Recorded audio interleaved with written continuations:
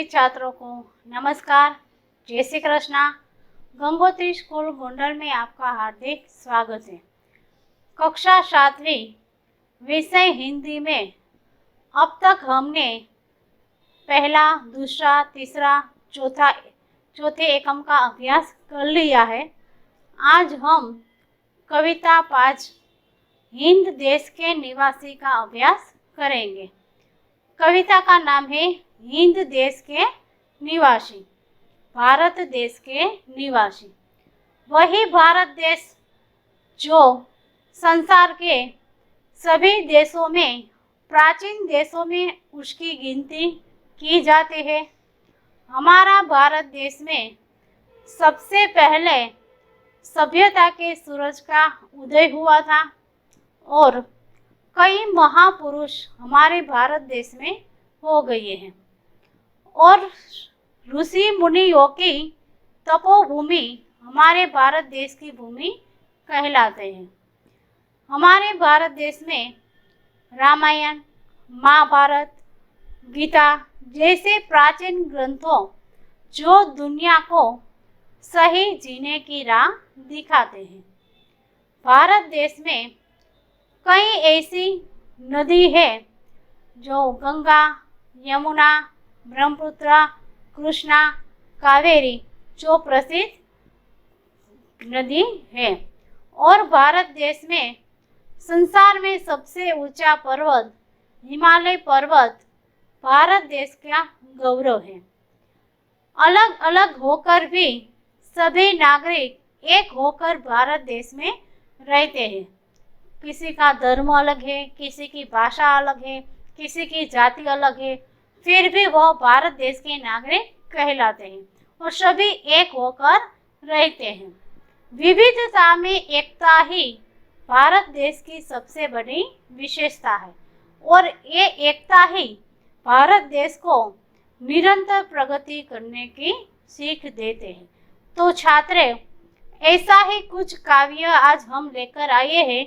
हिंद देश के निवासी जो अलग अलग होकर भी एक होकर रहते हैं, एक बनकर रहते हैं। इस कविता में खास एकता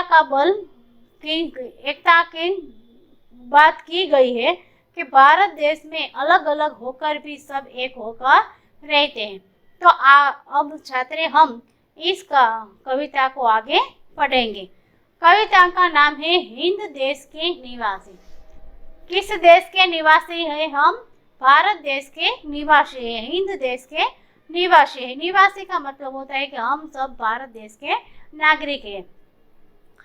विविधता में एकता हमारे देश की विशेषता है। हमारे देश की सबसे बड़ी क्या विशेषता है?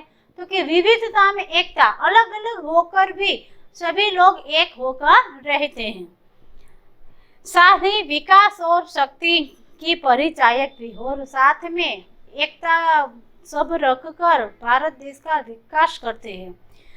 मानवीय एवं प्राकृतिक विशेषताएं होने पर भी उसमें अभिन्न एक सूत्र है। दरेक भारत देश में रहने वाले सभी जन अलग है, उसकी प्रकृति भी अलग अलग है। सभी एक होकर मिलजुल कर रहकर रहने से भारत देश को एक सूत्र में पिरोते हैं। विभिन्न दृष्टांतों द्वारा इस काव्य में भारत की भव्यता एवं दिव्यता का गान किया गया है और इस काव्य में भारत की जो भव्यता है और जो दिव्यता है भारत देश की, उस दोनों का गान इस कविता में किया गया है। हिंद देश के निवासी सभी जन एक है। जन यानी कि मानस, नागरिक, भारत देश में रहने वाला। हिंद देश के निवासी, हिंद देश में रहने वाले भारत देश के सभी नागरिक एक है। सभी जो भारत में रहते हैं वो भारतीय के नाम से पहचाना जाते हैं। वो हिंदू हो, मुस्लिम हो, चाहे कुछ भी, कोई भी जाति हो, लेकिन सब भारतीय के नाम से पहचाना जाता है। रंग, रूप, वेश, भाषा चाहे अनेक हो, हिंद देश के निवासी सभी जन एक हो। चाहे उसका रंग अलग हो, उसकी वेश अलग हो, उसकी भाषा अलग हो, उसका धर्म अलग हो, सभी अलग अलग है, फिर भी सब हिंद देश के निवासी के नाम से पहचाना जाता है। बेला, गुलाब, जूही, चंपा, चमेली प्यारे प्यारे फूल गुथे माला में एक है। जिस तरह हिंद देश के निवासी जो हिंदू, मुस्लिम, सिख, ईसाई, पारसी सभी का धर्म अलग है, सभी की जाति अलग है, सभी का रीति रिवाज अलग है, भाषाओं अलग है, फिर भी वो भारतीय के नाम से पहचाना जाता है। उसी तरह बेला, गुलाब, जूही, चंपा, चमेली जो सब फूल है वो फूल सब अलग अलग है, उसका रंग अलग है, उसका आकार अलग है, उसकी जो सुगंध है वो भी अलग है। सब अलग होने पर भी वो जब सभी फूलों को माला में गुथे जाते हैं, सभी फूल को एक एक करके सुई धागे में पिरोए जाते हैं, वो जो सब एक दोरे के एक धागे में सबको रखकर जो बनाई जाती है माला, वो माला में जब सब अलग अलग होकर भी एक हो जाते और माला के नाम से पहचाना जाता है। सभी फूलों का रंग, उसका रूप, उसकी सुगंध अलग अलग है, लेकिन सभी फूलों को एक धागे में जब पिरोए जाते हैं, गुथे जाते हैं एक धागे में, तब वो माला के नाम से जाने जाते हैं और माला बन जाती है। अलग अलग होकर भी वो एक बन जाते हैं। कोयल की कूक न्यारी, पपीहे की टेर प्यारी। पपीहा यानी कि एक पक्षी का नाम है पपीहा। कोयल की कूक, कूक यानी कि उसकी बोली। जिस तरह कोयल की बोली हमें खूब मीठी मधुर लगती है, अच्छी लगती है, जिस तरह कोयल की कूक न्यारी होती है, उसी तरह पपीहे की टेर भी प्यारी होती है। पपीहा बोलते हैं, उसके टेर कहते हैं। पपीहे की टेर भी प्यारी हमें लगती है। गा रही तराना बुलबुल, राग मगर एक है। बुलबुल जो गीत गा रही है, तराना यानी कि गीत, बुलबुल जो गीत गा रही है, जो तराना गा रही है, उसका राग भी अलग है। कोयल की कूक अलग है, पपीहे की टेर अलग है, बुलबुल जो गीत गा रही है वो भी अलग है, लेकिन सब सुर एक साथ में मिल जाते हैं तब वो नया सुर बन जाता है, एक हो जाता है, कुछ नया सुर बन जाता है। सबकी आवाज एक हो जाती है तब वो नए सुर में बंधे जाते हैं। अलग अलग होकर भी सब एक हो जाते हैं। इस तरह हिंद देश के निवासी सभी लोग एक हैं। गंगा, यमुना, ब्रह्मपुत्र, कृष्णा, कावेरी जाके मिल गई सागर में, हुई सब एक है। हमारे देश में जो प्रसिद्ध नदियां हैं, गंगा, यमुना, ब्रह्मपुत्र, कृष्णा, कावेरी, जो महान नदियां हैं, कुछ न कुछ जो धार्मिक ग्रंथों से जुड़ी गई है सब नदियां, और भारत देश की प्रसिद्ध नदियां हैं। इस सब नदियों का जो पानी है वो अलग अलग दिशाओं से आता है। तो गंगा अलग अलग जगह में उसका पानी का प्रवाह बहता है। जहाँ वो स्थल बदलता है, गंगा का पानी नया, उसका जो पानी है वो नया नाम से जाना पहचाना जाते हैं। गंगा का कई नाम है, गंगा, गंडक, भगीरथ, अलग अलग नाम से उसका पानी का प्रवाह, उसकी नदी का नाम अलग अलग नाम से पहचाना जाता है। पानी एक ही है लेकिन नाम अलग अलग है। इधर से गंगा का पानी आता है, उधर से यमुना का पानी आता है, इधर से यमुना, कृष्णा, कावेरी का पानी है। तो अलग अलग पानी जो एक हो जाता है, सभी नदियों का पानी अलग अलग जगह से बहते हैं, अलग अलग नाम से पहचानते हैं, अलग अलग स्थल से उसका पानी आता है, लेकिन सभी पानी जब महासागर में मिल जाता है, सभी नदियों का पानी अलग अलग होकर भी महासागर में जब मिल जाता है तब वो एक बन जाता है। महासागर में मिलने के बाद हमें ये नहीं निश्चित कर सकते कि ये गंगा का पानी है, यमुना का पानी है, ब्रह्मा का पानी है, सब एक हो जाते हैं, फिर उसमें कोई संदेह नहीं, सब एक हो जाता है। इस तरह हमारे भारत देश के लोग भी भारत के कई कोने में रहते, अलग अलग विस्तार में भारत के अलग अलग कोने में रहते हैं। कोई राजस्थान में, कोई हरियाणा में, कोई गुजरात में, जो भारत के कोने कोने में रहने वाले लोग एक हो जाते हैं तब भारतीय के नाम से बुलाते हैं, तब भारतीय नाम से पहचानते हैं, सब हिंदवासी हो जाते हैं। पंथ धर्म है अनेक जिनका सार वही है। सभी जनों का धर्म अलग अलग है, कोई हिंदू धर्म है, कोई मुस्लिम धर्म, ईसाई, पारसी, सिख, अलग अलग धर्म है, लेकिन पंथ है, धर्म है अनेक जिसका सार वही है। सबका सार एक ही है, धर्म अलग अलग है लेकिन सबका सार एक ही है, ईश्वर को भजने का, ईश्वर को भक्ति करने का। सबका सार एक, अलग अलग होकर भी सब ईश्वर का भक्ति करना, सार एक ही है। पंथ है निराले सबकी मंजिल तो एक है। पंथ यानी कि रास्ता, पंथ का मतलब होता है रास्ता, सभी का रास्ता अलग है। मुस्लिमों है वो मस्जिद में जाकर भक्ति करते हैं, हिंदू है वो मंदिर में जाकर भगवान को भजते हैं, सिख गुरुद्वारा में, सिख है चर्च में जाते हैं।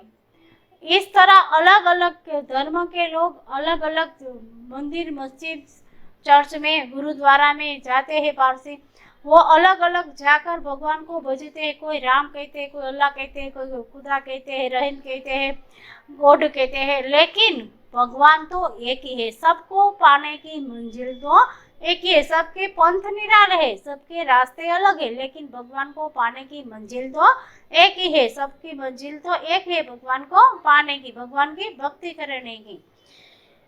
पंथ है निराले सबकी मंजिल तो एक है, अलग अलग होकर वो सब एक हो जाते हैं।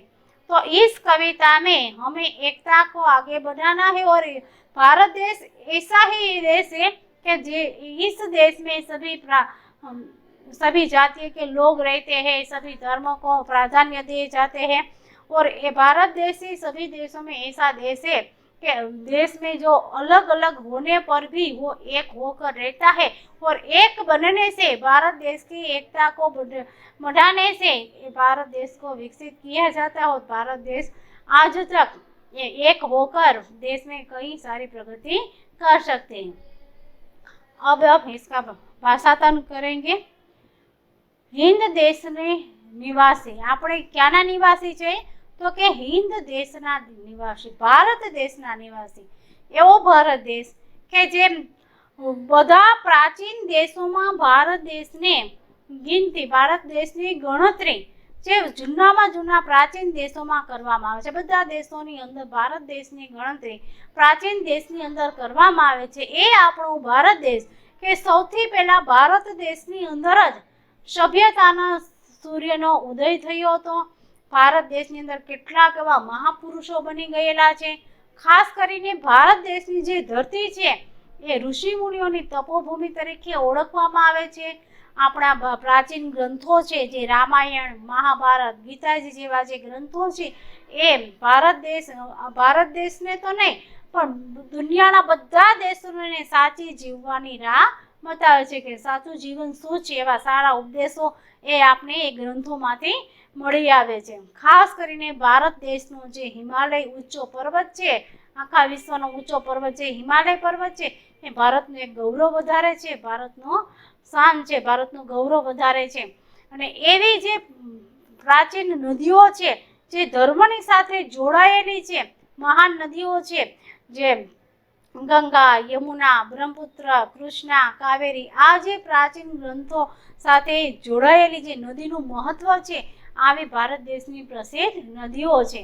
અને એ ભારત દેશ આપણો જે વિવિધતામાં એકતા બતાવે છે। દેશની અંદર કઈ જાતિના લોકો રહે છે, કઈ અનેક પ્રકારના ધર્મો પાળે છે, અનેક પ્રકારની ભાષાઓ બોલાય છે, કે અનેક ધર્મની જાતિઓ છે, છતાં પણ બધા ભેગા મળીને એક બનીને ભારતીય બનીને બધા ભારત દેશની અંદર રહે છે।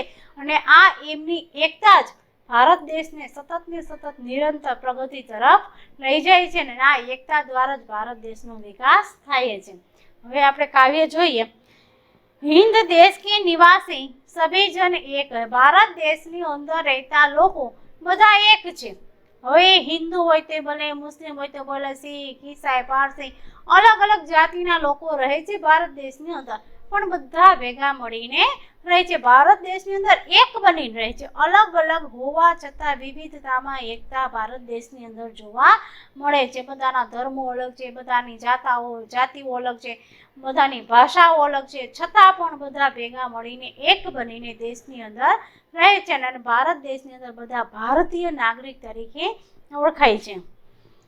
રંગ રૂપ વેશ ભાષા ચાહે અલગ હો, બધાના રંગ રૂપ વેશ ભાષા અલગ અલગ છે, છતાં પણ બધા એક બનીને રહે છે। એવી જ રીતે જોઈએ તો બેલા, મોગરો, ગુલાબ, જુહી, ચંપા, ચમેલી બધા ફૂલોના રંગો અલગ અલગ છે, એના આકારો પણ અલગ અલગ છે અને એની સુગંધ પણ અલગ અલગ છે। આમ બધા ફૂલોને ભેગા કરીને એક દોરામાં જ્યારે એને પરોવવામાં આવે છે ત્યારે માળા બની જાય છે। ત્યારે ફૂલ નથી કહેવાતા પણ માળા બનીને એક બની જાય છે। બધા અલગ અલગ હોવા છતાં બધા એક બની જાય છે। એવી જ રીતે ભારત દેશના લોકો અલગ અલગ રંગ રૂપો, એના ભાષાઓ, ધર્મો અલગ અલગ હોવા છતાં ભારત દેશની અંદર બધા એક બનીને રહે છે।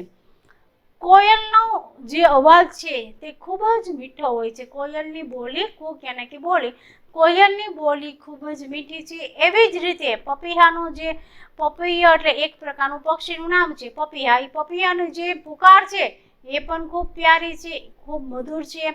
એવી જ રીતે બુલબુલ જ્યારે પોતાના રાગમાં મસ્ત બનીને ગીત ગાતી હોય છે ત્યારે એનો અવાજ પણ ખૂબ જ મીઠો હોય છે। બધાના અવાજ અલગ અલગ છે। કોયલનો અવાજ અલગ છે, પપીહાનો અલગ છે અવાજ અને બુલબુલનો પણ અલગ અવાજ છે, છતાં પણ જ્યારે બધા પોતપોતાના રાગમાં કાંઈક નવા ગીતો ગાય છે અને એક બની જાય છે, એ રાગ જ્યારે એક બને છે ત્યારે સુર બની જાય છે અને આમ એક બનીને તે ભારત દેશને આગળ વધારે છે। એવી જ રીતે ભારત દેશની જે પ્રસિદ્ધ નદીઓ છે ગંગા, યમુના, બ્રહ્મા, કૃષ્ણા, કાવેરી, જે અલગ અલગ સ્થળેથી આ નદીનો પાણીનો પ્રવાહ વહે છે। જેમ એનું સ્થળ બદલે છે એમ એનું નામ પણ બદલે છે અને એની ખાસ કરીને બધી નદીઓનું જે મહત્વ છે એ પ્રાચીન ગ્રંથોની સાથે, પ્રાચીન ધર્મોની સાથે જોડાયેલું છે। આ નદીઓનું મહત્વ પ્રાચીન ધર્મોની સાથે જોડાયેલું છે। બધી નદીઓ ધાર્મિક નદીઓ તરીકે પણ ઓળખાય છે। ગંગા નદી જે હિમાલય પર્વતમાંથી નીકળે છે અને ગંગા, ગંડક, ભાગીરથ, ગંગા એમ અલગ અલગ એનું જે પાણીનો પ્રવાહ જેમ સ્થળ બદલે છે એમ અલગ અલગ નામ પણ એનું બદલે છે। આમ બધી નદીઓ અલગ અલગ નામથી ઓળખાય છે, અલગ અલગ સ્થળેથી વહીને જ્યારે મહાસાગરમાં બધી નદીઓનો પાણીનો પ્રવાહ ભળે છે, મહાસાગરમાં બધી નદીના પાણીનો પ્રવાહ એક બની જાય છે ત્યારે એ ત્યારે એક બની જાય છે અને મહાસાગર તરીકે ઓળખાય છે। અલગ અલગ પાણી હોવા છતાં બધું એક બની જાય છે। મહાસાગરમાં તે એકરૂપ થઈ જાય છે, ભળી જાય છે, પછી આપણે એમાં ઓળખી નથી શકતા કે આમાં કયું ગંગાનું પાણી છે, કયું યમુનાનું છે, કયું બ્રહ્માનું છે, આમ બધી એકરૂપ બની જાય છે। એવી જ રીતે બધા લોકોનો ધર્મ અલગ અલગ છે। હિન્દુઓ છે એ મંદિરમાં જાય છે, મુસ્લિમો છે એ મસ્જિદમાં જાય છે, પારસીઓ છે 11મીમાં જાય છે। આવી રીતે બધા જે લોકો છે એની જાતિઓ અલગ છે, એના ધર્મો અલગ છે, એના ધર્મનો પ્રચાર પણ પોતે અલગ અલગ કરી શકે છે। શીખો છે એ ચર્ચમાં જાય છે। આવી રીતે એ બધા અલગ અલગ પોતાના ધર્મ સ્થાનો ઉપર જઈને પોતાના ભગવાનને ભજે છે। ભગવાનના નામ પણ અલગ અલગ છે, રામ કહો, રહીમ, ખુદા, અલ્લાહ, આવી રીતે અલગ અલગ નામોથી પોતાના ભગવાનને પોતે ઓળખે છે, પણ છેલ્લે બધાનો સાર તો એક જ છે। મંદિરમાં જાવ તોય ભલે, મસ્જિદમાં જાવ તોય ભલે, ચર્ચમાં જાવ તોય ભલે, 11મીમાં જાવ તોય ભલે, પણ બધાએ જઈને અંદર ભગવાનને જ ભજવાના છે, ભગવાનની જ ભક્તિ કરવાની છે। છેલ્લે બધાના રસ્તાઓ અલગ અલગ છે પણ એ રસ્તાઓ છેલ્લે એક જ જગ્યાએ ભેગા થાય છે, જે ઈશ્વરને પામવાનો રસ્તો છે, ઈશ્વરને મળવાનો રસ્તો છે। એ રસ્તો અલગ અલગ હોવા છતાં બધાનો સાર તો છેલ્લે એક જ છે। પંથ હે નિરાલે સબકે, મંજિલ તો એક હે। બધાના રસ્તાઓ અલગ અલગ છે પણ છેલ્લે બધાની મંજિલ તો એક જ છે। આવી રીતે ભારત દેશના દરેક અલગ અલગ લોકો ભેગા મળીને ભારત દેશની જે એકતા છે, જે ભાઈચારાની ભાવના છે ભારત દેશની અંદર, એ ભાવનાને ભાઈચારાની ભાવનાને ધ્યાનમાં રાખીને બધા દેશની અંદર રહે છે અને આમ એક બનીને ભારત દેશના નાગરિક તરીકે બધા લોકો ઓળખાય છે અને ભારત દેશનો વિકાસ કરવા માટે, દેશને વિકસિત બનાવવા માટે બધા ભેગા મળીને જે સતત ને સતત નિરંતર પ્રયત્ન કર્યા કરે છે, એ પ્રયત્નને લીધે ભારત દેશનો ખૂબ વિકાસ થાય છે, ભારત દેश ખૂબ આગળ વધે છે। सभी अब हम इसका शब्दार्थ देखेंगे। कूक कोयल की बोली, पपीहा एक पक्षी का नाम, टेर पपीहे की पुकार, तराना गीत, पंथ रास्ता, निराला अनूठा, मंजिल ध्येय। तो छात्रों, आज की जो कविता है हिंद देश के निवासी का, हमने अच्छी तरह से अभ्यास किया और तुम सबको अच्छी तरह से एक कविता समझ में आ गई होगी। अब अगले तास में ऐसा ही कुछ नया एकम लेकर हम फिर मिलेंगे। तब तक के लिए धन्यवाद। Thank you.